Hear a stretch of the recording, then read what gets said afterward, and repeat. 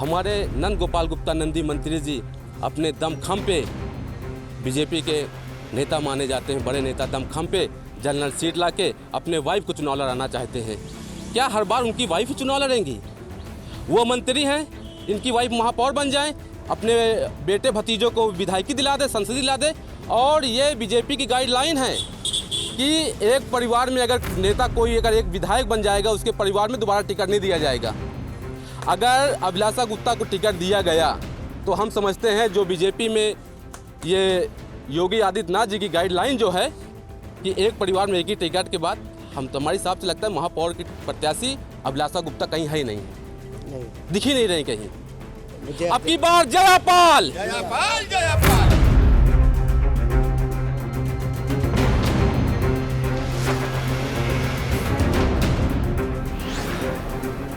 प्रयागराज में उमेश पाल हत्याकांड के बाद राजनीति भी बदलने लगी है। इसका सीधा असर मेयर के चुनाव में होता नजर आ रहा है। एक और बसपा की तरफ से अतीक अहमद की पत्नी शाइस्ता परवीन के मेयर की दावेदारी पर चर्चा चल रही है, जिनकी तलाश पुलिस उमेश पाल हत्याकांड में कर रही है। वहीं बीजेपी की तरफ से उमेश पाल की पत्नी जयापाल भी दावेदारी कर रही हैं।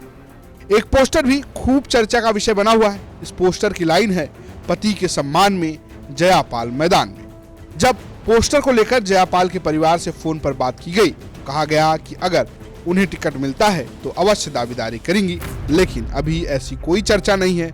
उनके पोस्टर किसने वायरल किए, इसकी भी जानकारी नहीं है। जयापाल की दावेदारी पर चर्चा इसलिए भी तेज है कि अगर उन्हें बीजेपी टिकट देती है तो मंत्री नंद गोपाल नंदी की पत्नी अभिलाषा नंदी का टिकट काटना होगा।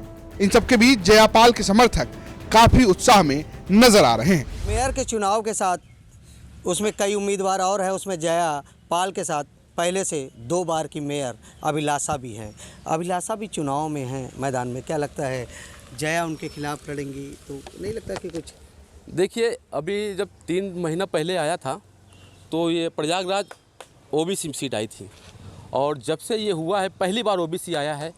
और हमारे नंद गोपाल गुप्ता नंदी मंत्री जी अपने दमखम पे बीजेपी के नेता माने जाते हैं, बड़े नेता। दमखम पे जनरल सीट लाके अपने वाइफ को चुनाव लड़ाना चाहते हैं। क्या हर बार उनकी वाइफ ही चुनाव लड़ेंगी? वो मंत्री हैं, इनकी वाइफ महापौर बन जाएं, अपने बेटे भतीजों को विधायकी दिला दे, संसद दिला दे। और ये बीजेपी की गाइडलाइन है कि एक परिवार में अगर नेता कोई अगर एक विधायक बन जाएगा, उसके परिवार में दोबारा टिकट नहीं दिया जाएगा।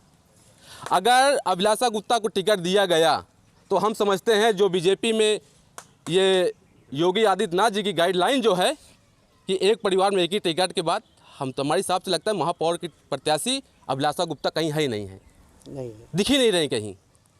अब की बार जयापाल, जयापाल, जयापाल। फिलहाल अगर शाइस्ता परवीन वर्सेस जयापाल की लड़ाई होती है तो प्रयागराज में राजनीतिक इतिहास खुद को वापस दोहरा सकता है।